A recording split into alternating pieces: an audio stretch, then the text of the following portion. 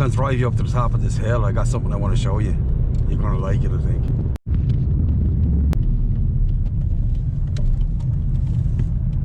It's just up here. Follow this guy. Seems to know where he's going.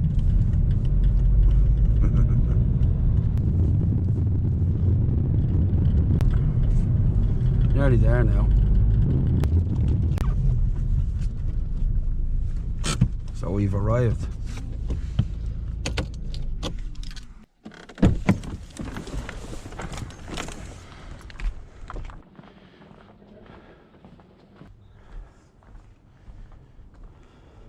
How's it going? Today I am in Ålesund. My true reason for coming to this part of southwest Norway, and it's this beautiful town here. Fantastic, isn't it?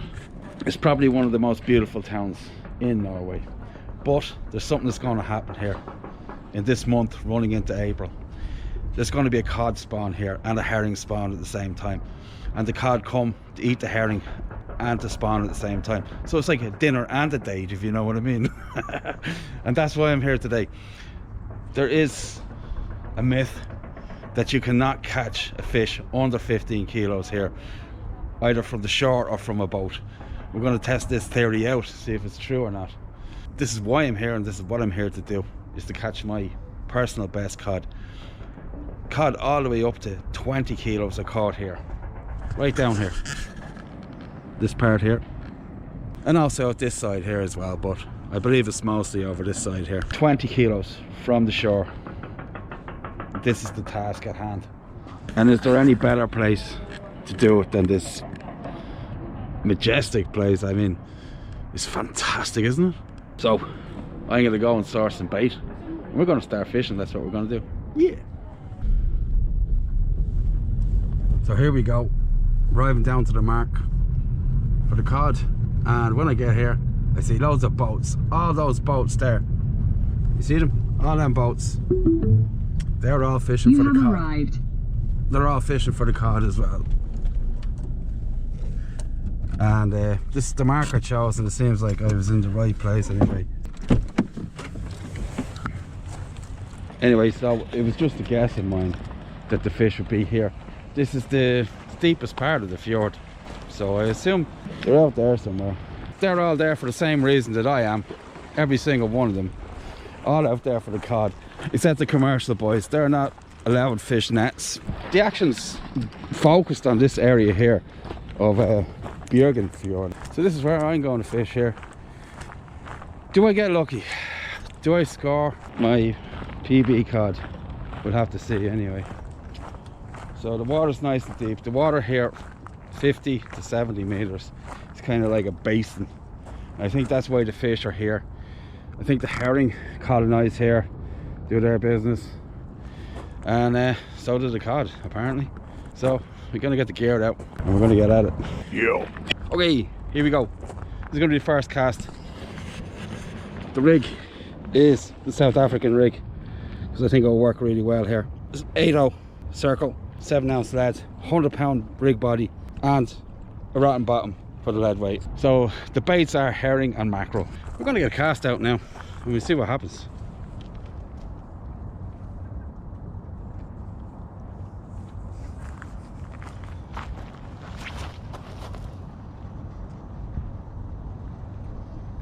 So there we go, down it goes, 50 meters to the bottom of Bjørgen Fjord. Both rods in the water, so we're going to go through the gear now. So today we're fishing with the Sonics SK4, boom, boom, and we got the Meg 525 extra, boom, and the normal one, boom. So the old Megs, all hail the Megs. Talking to this fishing journalist, and he doesn't think the fish will take a bait because they're spawning, but this coincides with the herring spawn, and time will tell. I mean, the lads get them on jigs. I don't know if it's like salmon. Salmon fishermen say they don't feed when they're in the rivers, but out of instinct they'll go for a prawn or shrimp or whatever annoys them, or whatever. Any theories, many theories, but let's see if they'll take a dead bait. If they do, well, then they're obviously feeding. And there's fish taken out of here every year, lots of them. I mean, there are literally hundreds and hundreds and hundreds of tons of cod that come into this fjord to spawn early spring, and that's this. And yeah, 20 kilo fish, absolutely no problem, caught every year. So if I could catch one, that'd be really fantastic. We'll see what happens anyway. And if the baits don't work, I'll come back with jigs, no problem to me. The boys are using like type of fast jigs, I suppose, vertical jigging. So I reckon 100 gram slow jig would do the job in the same kind of manner. They'd go for that just the same. And so we'll see. This session's going to be bait, but anyway, apparently I'm right at the beginning of the migration. So we actually have a fish, and it took a lot of drag, so we're going to see what's on here. Hopefully it's a cod. Hopefully it's a big cod. That feels like a really good fish. Yep, that's a really good fish. Mind you, it is 50 meters of water. Oh, that didn't take very long. That was first cast fish. Oh, it's in a snag. I'm gonna work him hard now. He's coming up to the edge.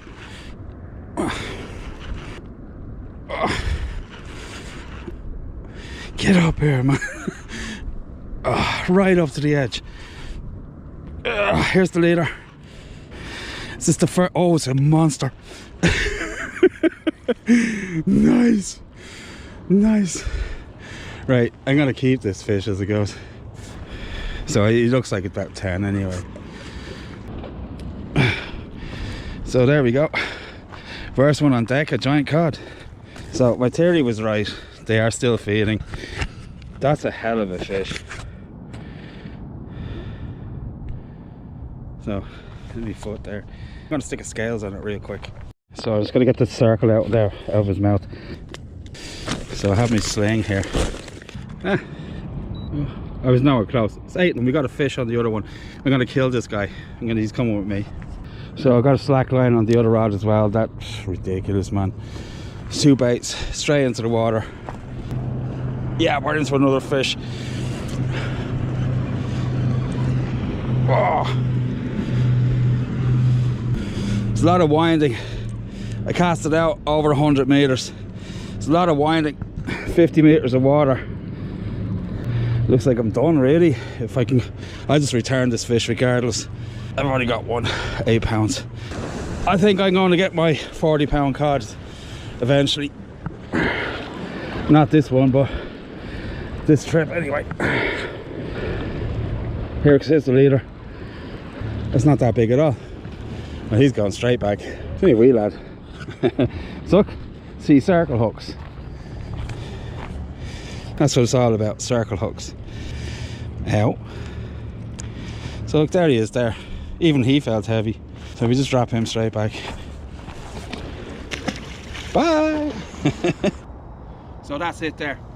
One nearly 9-pound cod. Beautiful fish. So that's the bait there.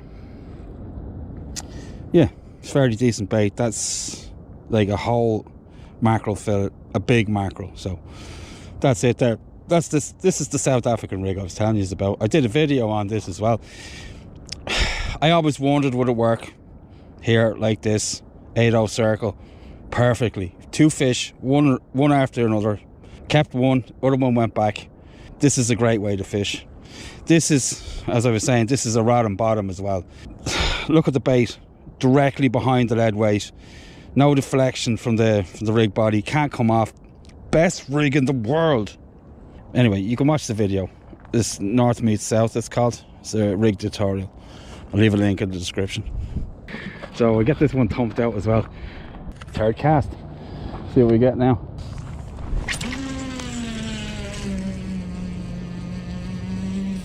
Boom. That went a long way. For the size of that bait, right out where I need to be. Seems like everybody's heading home for the tea or whatever. I'm here having a great time.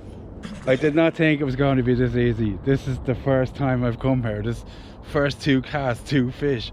I didn't think it was going to be that easy. Norway very rarely gives stuff up that easy. Straight into another fish. Not that I'm complaining or anything. No, he's not on. Damn. Must have been too small. But anyway, that bait will fish for a while. So I was straight into a fish there. I could feel him pulling on it as I was trying to tighten up the lead weight, but I think he broke the wires loose on it already. So I'm going to leave it there for now. I'm going to get the other bait done up again. I'm going to show you how I do these baits. It's not the way the South Africans do, but it's quite similar to it. I suppose they could do it this way too, but they do it similar because they're making different baits than I am anyway, because they're fishing mostly for sharks and stuff with this rig. Is a 20 kilo cod big game? It is in Europe, from the shore anyway. This is going to be the bait. So what you do is you take your bait and you eyeball it to see if it'll fit between the back of the hook and that bead there, right? So then you cut it. Yeah, these two pieces should be of equal sizes. Yes, they are. Maybe just to trim that bit up there. Now I want them to be the same shape, just for aerodynamic purposes. I mean, you don't have to be 100% with it. And all this can be thrown in the water, the little bits, you chop them up, throw them in the water to encourage other fish to come closer. I'm going to fish it skin side in just because attract more fish quicker. What the South Africans will do as well, they'll beat that with a hammer too, just to make it even more messy and gooey and nice. But I don't really need to do that, it seems. There's plenty of fish around here. So that's the first piece there. Then take the second piece. And you just stick that on there like that, and you can add to that as much as you like. This is just right for me for those bucket mouth fish. And then you just squeeze it, make it the right shape with your hand. It is a bit messy, but we're here to catch fish. I'm just so eager to get this back in the water. You're probably not getting much of this, but I'll do it again and again and again if I have to. So you go over the top of the bait. You don't do this tight, otherwise it'll just mess up your bait. So you just reasonably tight, like just so you know it's going to get close to the bait when you're finished, not twang your whole bait together, you know what I mean? Yes, you do. Well, if you don't, when you try it, you will. Then up to the top again. Now this is quite a big bait, so I'm going to do that again. Just one more time. We can't have it shooting off the back of the bait, okay? That's it. And back up again. There we go. That's my version of a South African bait. Theirs are more football shaped, mine are more teardrop shaped. Maybe they fish them like this as well, I don't know. But this is the way I'm fishing this anyway. Almost a whole mackerel fillet, a big mackerel, so that's a fairly decent bait. And so there it is, all finished. We've got to lash it out now. So I'm going to hammer this out as far as I can.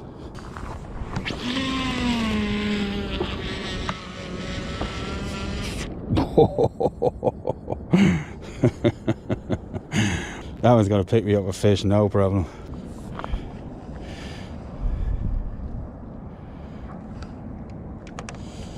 So I'm not going to keep anything over 15 pounds. That's my rule. Anything else goes back.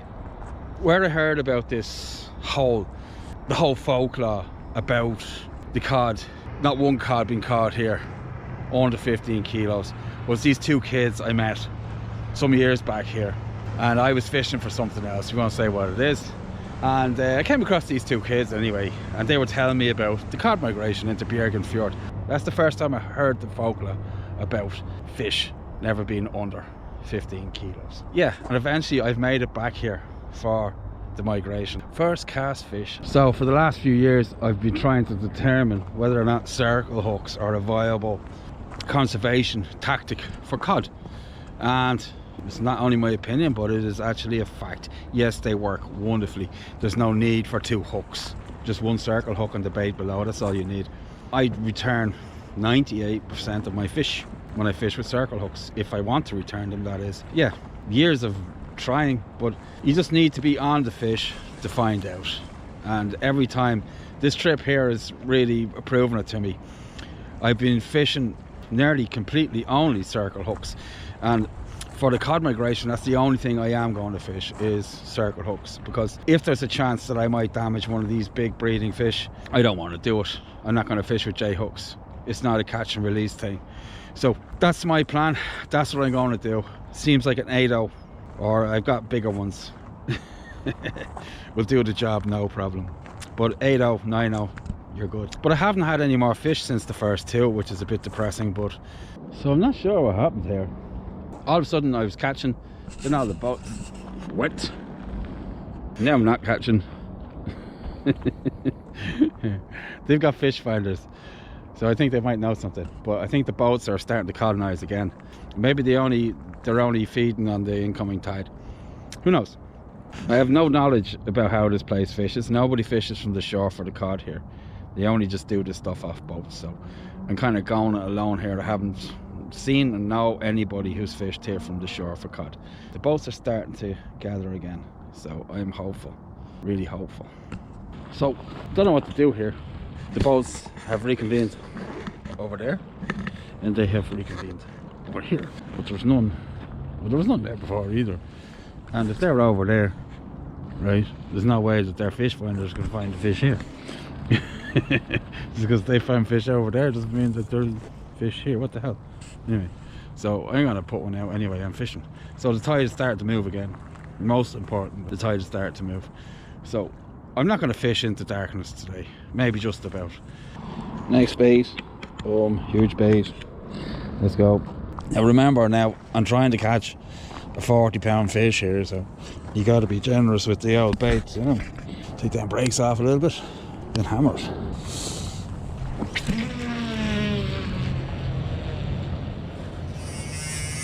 Boom.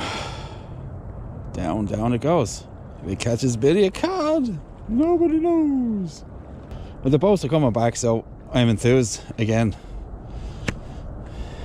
because obviously they know more about this than I do.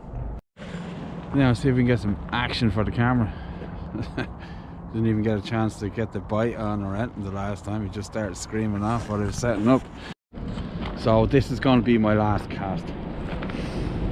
There's not so many boats around. That tells me there's not so many fish around on the falling tide. So just you know, the lads that didn't get out before, I'd say, or they didn't catch, whatever. There's not so many boats around.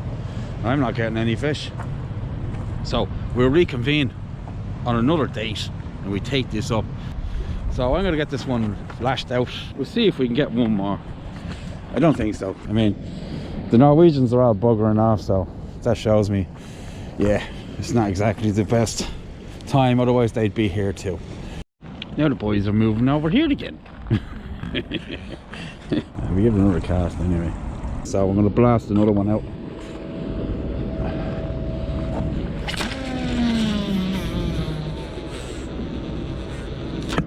I thought I was going to hit the boat. I had to stop that. That was close. So I put one out over there to see if it make any difference. The baits are fishing really long anyway. Got a fish on at last. Thought we were done, but apparently not. Yeah, we're in. Oh yes.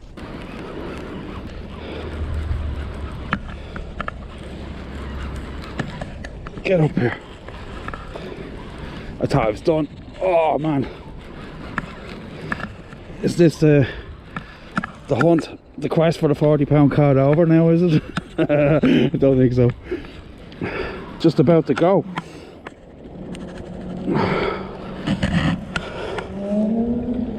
Here comes the leader anyway. Here he comes. My word. It doesn't seem that big. What is it? Is it a giant whiting? Yeah, it is. It's a ling. Oh, nice. Oh, it's a nice ling. Oh, we'll have him too. Yeah. Nice. Fishing. So he must be in to eat the herring as well. So I'm going to have that fella as well. Delicioso. Yes. Best ling so far. I'd say about 5. Something like that with 6 scales on him anyway. 1 ling and a nice cod. So I got this boy Ikejima and everything else. So we're going to stick him on the scales now. There we go. 0, 0, 0. Anyway, he's no, I don't rip his off anyway. So what we got? 5-pound ling. There you go. So that's my best ling up to date. Not too bad. So I'm going to have to call it quits now. I don't know, is this the dating part of the evening or the dinner part? I think this is the dating part of the evening. I wasn't invited apparently. So that's it now. Nice ling and a nice cod. I'm Billy. This is Billy catching fish. Remember, wherever you are in the world, fish on. And I'll see you on the beach. Bye.